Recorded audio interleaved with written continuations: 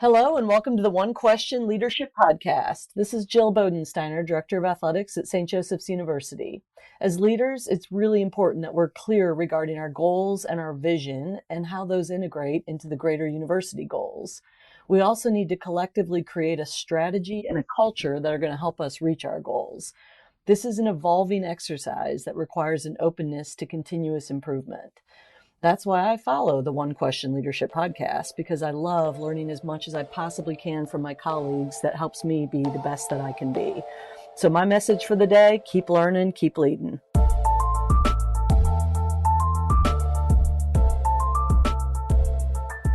Greetings, this is Ty Brown and welcome to the One Question Leadership Podcast, where we highlight executive and organizational leadership. This episode of 1Q will be hosted by Brian Blair, Deputy Athletics Director at Washington State University. Take it away, Brian. Welcome to the One Question Leadership Podcast, where we highlight executive and organizational leadership. This is Brian Blair, and I'm the Deputy Athletic Director at Washington State University. Please follow us on Twitter and Instagram at 1Q Leadership. I'm joined today by Ron Seaver. Ron is the president of the National Sports Forum. For those not familiar, the National Sports Forum is one of the largest annual gatherings of business professionals in the sports industry. Ron, thanks for joining us. Hey, Brian, thank you for inviting. It's a pleasure to be here.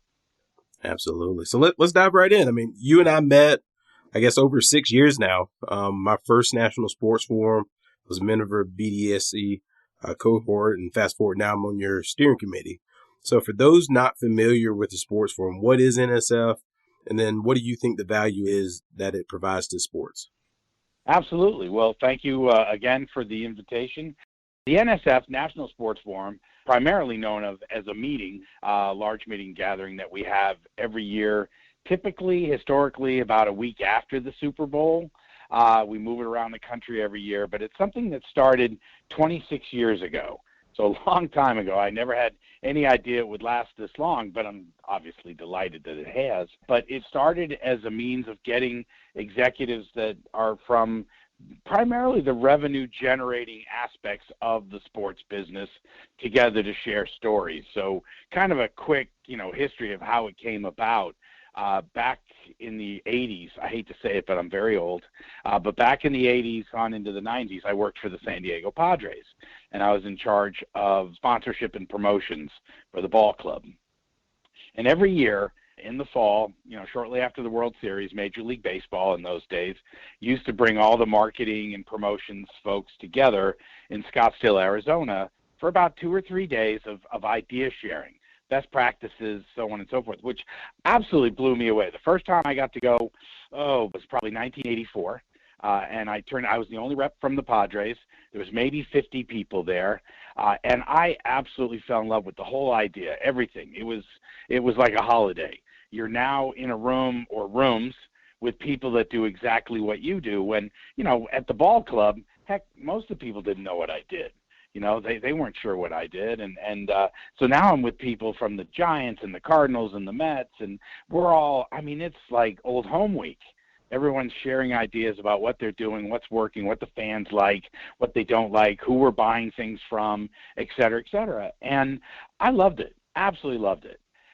And it occurred to me, late 80s, 89-ish or so, that as good as this was, you can't help but stop and think, as I tell the story in the bar where all good things are happening, kind of started that night with me saying to the group, well, somebody ought to put on a meeting, invite all the ticket sales and sponsorship and business development, all the marketing people together from all of it, not just the teams, but let's get NASCAR involved and let's get Churchill Downs involved. And we need to get as much of this, high tide rises all boats.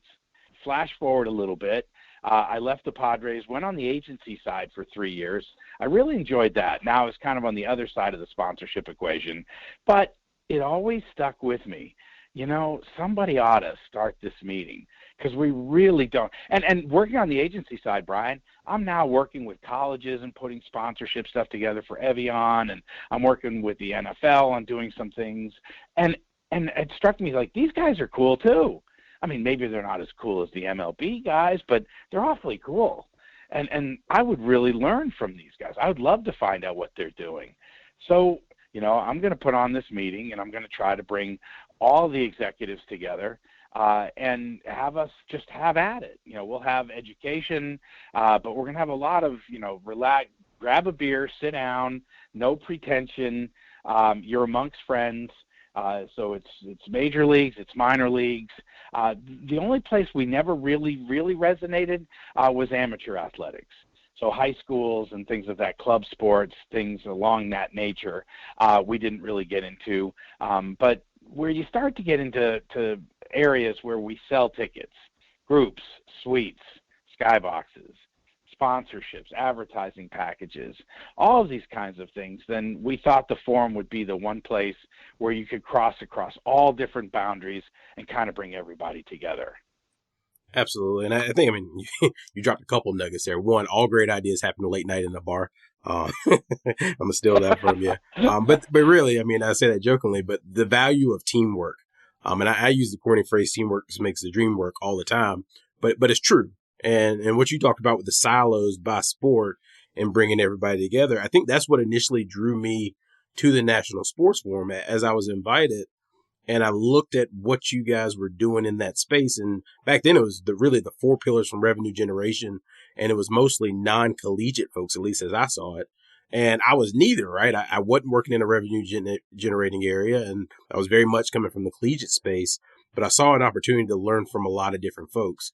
From your seat, as you see it, and you've got a lot of college athletic administrators listening to this podcast, what do you think NSF has to offer those working in college athletics? Great question. And honestly, in full transparency, the one area we have a lot of colleges that come to the forum, Brian, as you've seen before, but very few of them are from the athletic side. Almost all of them are from the academic side, and they're coming to get a chance to listen to, pick the brains, meet the executives from primarily the professional ranks. We've always wanted it to be a lot more conducive to the amateur athletics or to the collegiate level, but it's really been very late to come together. And I think part of it is economics. It's not an inexpensive conference to go to, but there's also other shows that the colleges, NACMA, NACTA, that put on that seem to do a very, very good job in the college space. But obviously where it does stop short is at the collegiate conferences. You're not going to get a chance to sit down with the Dallas Cowboys or the New York Giants, San Francisco Giants, and find out what they're doing. And I think the more we have that kind of conversation, the better off it is. It's not you're major league, you're minor league, you're college. No, at the forum, it's like we're all in this together. A fan is a fan is a fan. And how are we communicating with them? How are we doing things with them? And to your point, Brian, yes, we did build it around initially around the revenue generating pillars because that's something that we all share in common. I have yet to hear a ball club say, yeah, my boss came to me and said, you know what, dial it back a little bit, Brian. We made a little too much money last year. They're always coming, no matter how much money you bring, you don't have enough.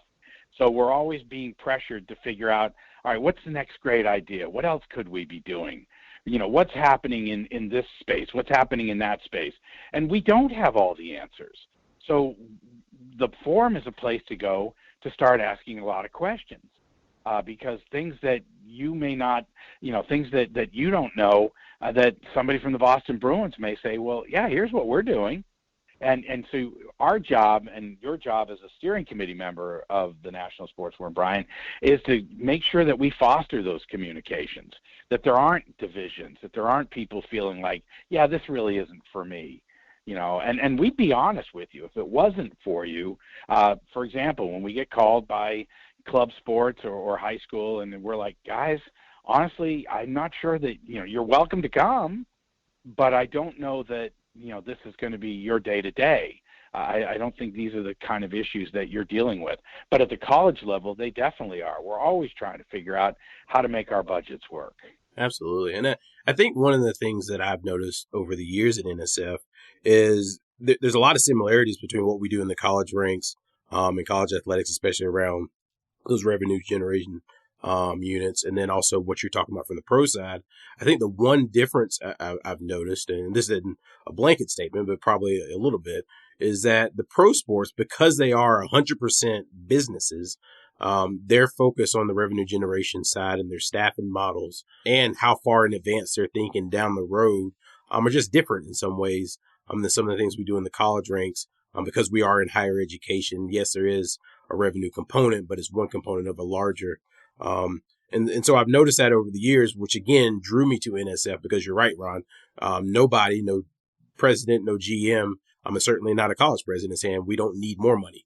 I think that pressure on the fan experience, the ticket sales, the sponsorships will continue to increase over time. And I found NSF to be a great source of knowledge on that end. Well, and there's obviously, to your point, Brian, there's a major difference. I mean, you're worried and you're focused at Washington State on a number of different sports. When I worked for the Padres, I only focused on the Padres. I just focused on baseball. And so my whole world revolved around that calendar, whereas you don't necessarily have that luxury at the collegiate level. You have so many other sports that you have to address and attend to as well. But, hey, there's more need then.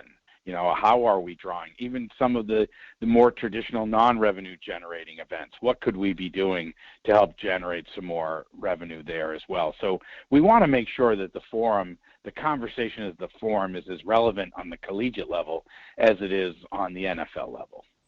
Absolutely. And for instance, I just turned off a cross-country meet, and I'm going to head to a tennis and baseball game a little later today. So to your point, that singular focus, well, some days I'm stretched thin, but it's definitely a difference.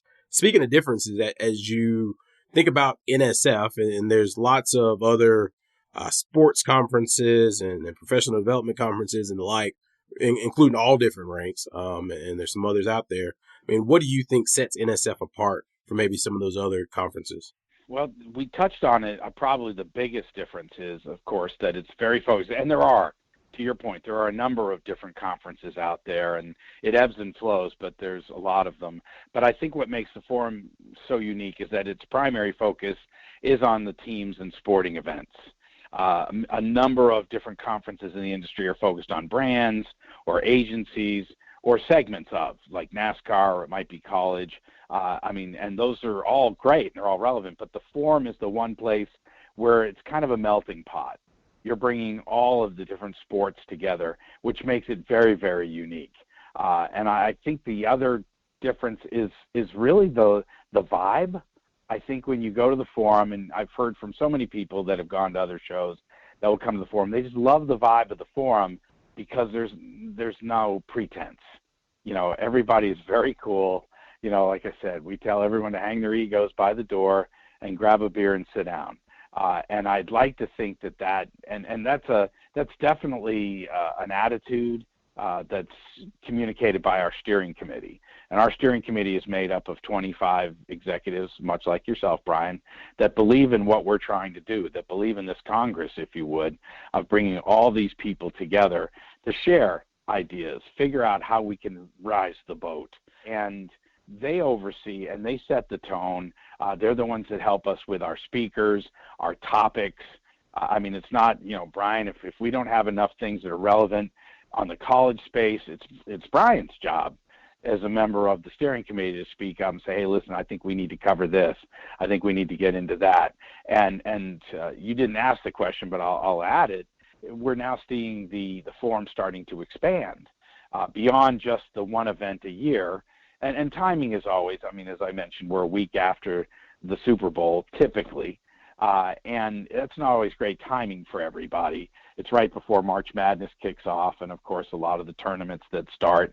But we've expanded our footprint into summits, which originally were designed as live one-day events that we started back in 2017. And of course, in the great pandemic, we've now pivoted to making them two-day virtual events that are in and out. So we just finished one a couple of weeks ago. Our spring summit is coming up in the middle of May, and it's 2 days, and it's live. Most of it's live, and there's super panels and breakout sessions and workshops, and so there's always constant, content going on. The one thing that I think is really important is the networking. No matter how great the sessions are, when it's all done, we want to find you in the official bar. We're very proud to be sponsored by Budweiser. So our Budweiser networking lounges that are part of the summits that we're doing are really, really important to us, just to kind of break down the barriers that might exist. And hopefully, Brian, you've made a lot. I don't say hopefully. I know it, Brian, because I see you in action. You've made a lot of friends that you might not otherwise have made just over the years of your time being with the forum, because you're not shy. You get out there, you talk to people, you're willing to give as well as to receive. And I think that's a real key ingredient. So I think you are a definite ideal example of what we see at the NSF.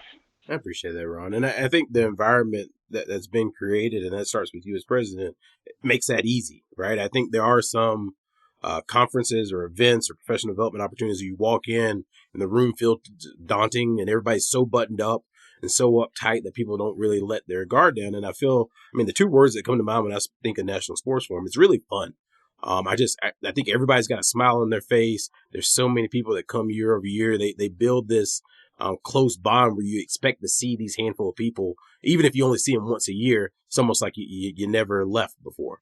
And then it's like a family bond. And I think family is a word that gets overused a lot. And I hate even using it right now. But it feels like that, where no other conferences I've been to has really felt that same level of bond.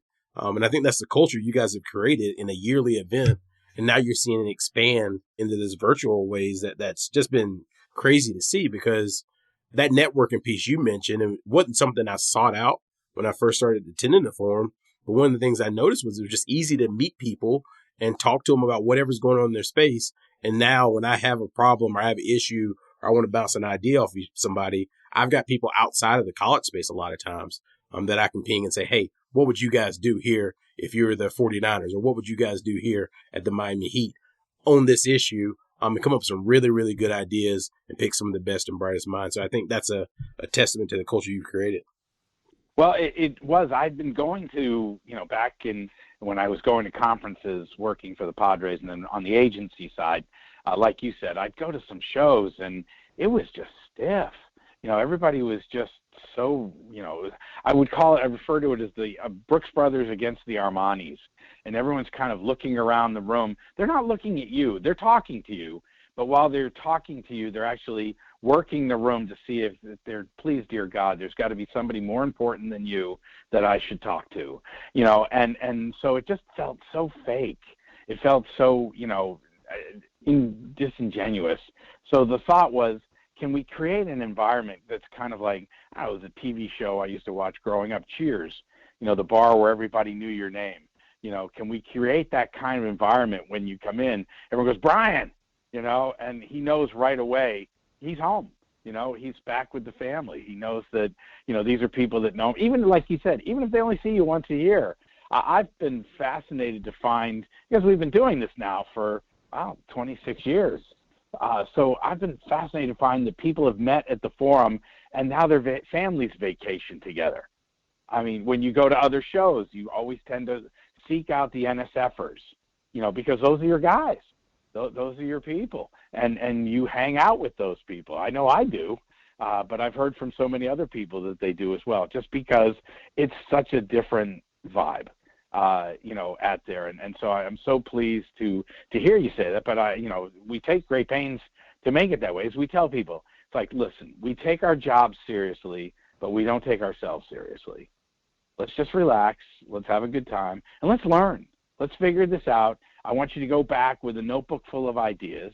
So the forum's always had kind of this informal motto that friends don't let friends stay unemployed. And people hear that. It really resonates with them, and it's, hey, help people out, because that could be you.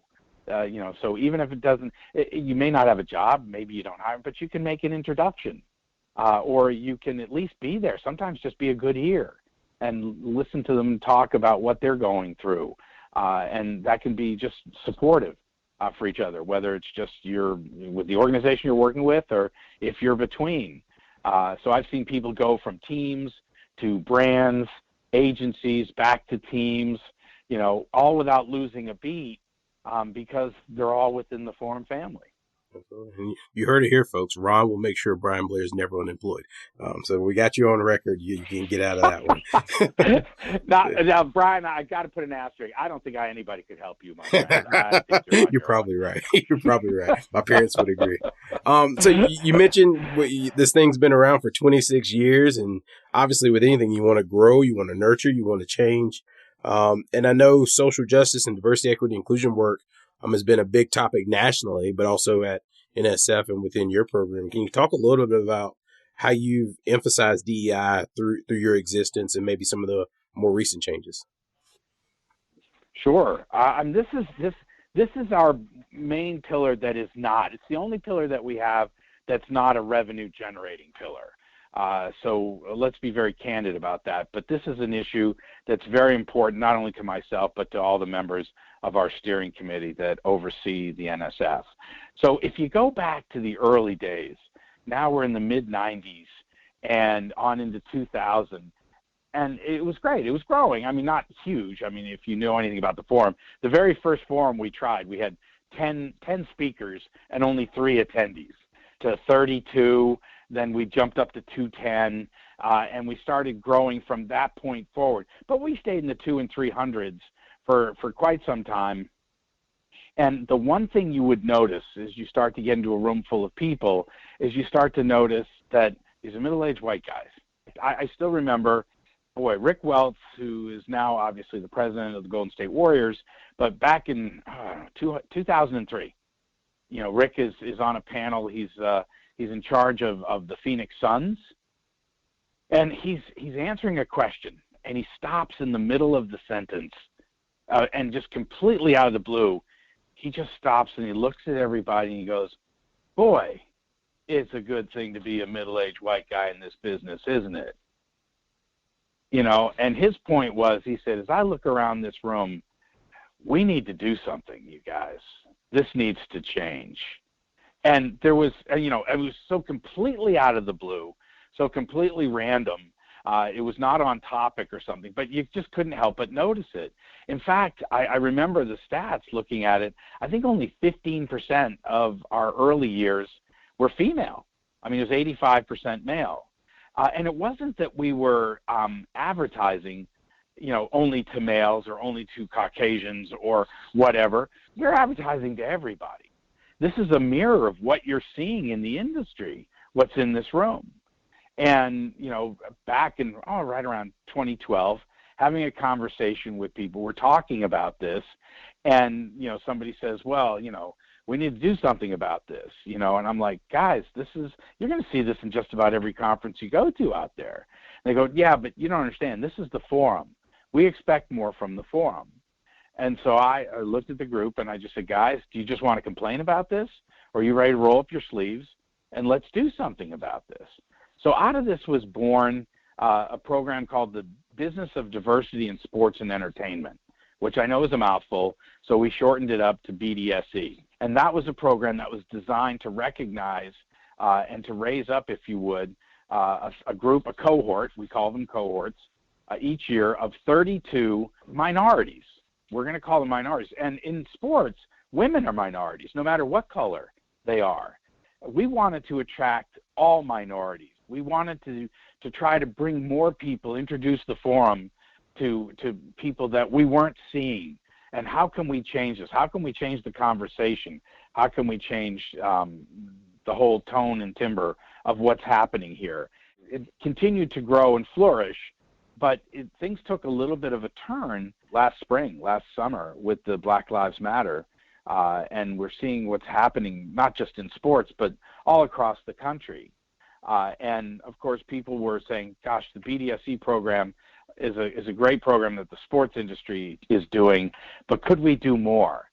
And the BDSE people, the committee, the steering committee for the BDSE said, we think this needs to become one of the pillars, not just, business development, marketing, sponsorship, and ticket sales.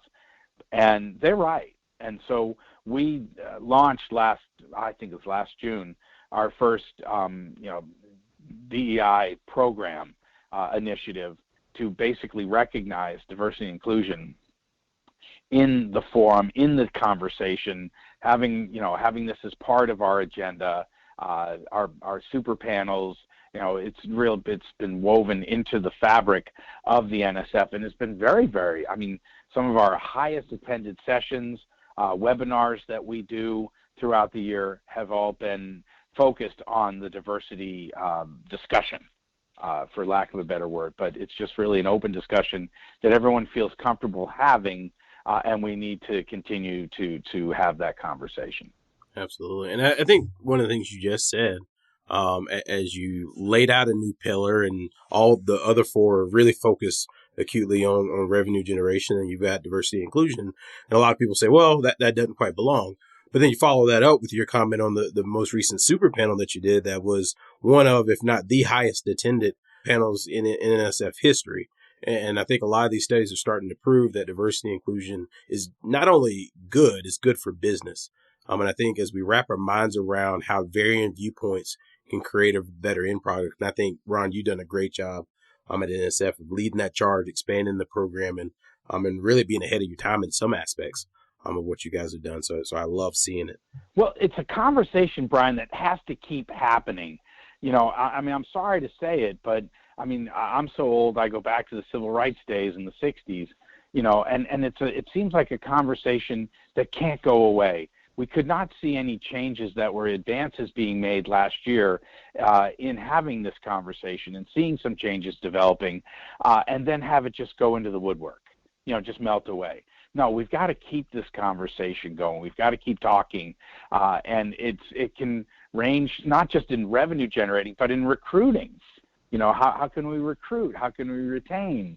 How can we attract more fans? You're starting to see, more organizations paying attention and giving a damn about this, which is high time. And we're more than happy to do what we can to try to keep the fire lit. Well said. Well said. Well, Ron, I really enjoyed this conversation. I can't wait to see how the National Sports Forum continues to evolve. I think the next event is May 19th and 20th, if I'm correct. You are correct, my friend. It's virtual. Unfortunately, this year, everything we're doing is virtual. But I think that could probably be said for all of the meetings going on out there. We haven't yet got fans back in the stands. Let's put it that way. But we're hopeful that by the time, and the virtual is working great. People are really enjoying it. I know everyone's got busy schedules.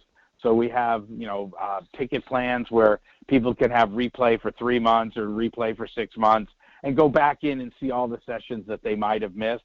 So nobody has to fret that, hey, I'm in one room, but I wish I was in another room at the same time. That's one of the beauties of virtual that we can't do when we go back to live.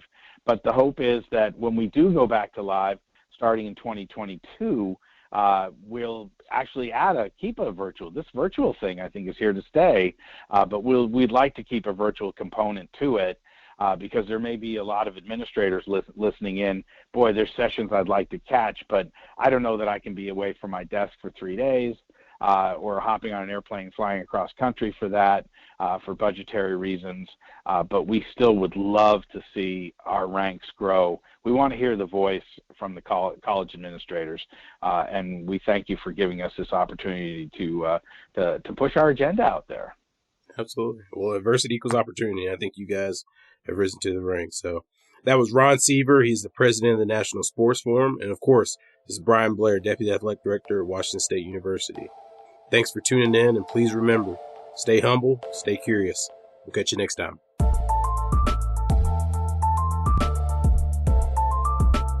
This episode of the One Question Leadership Podcast is produced by Spades Media Group, solving problems using creative leadership.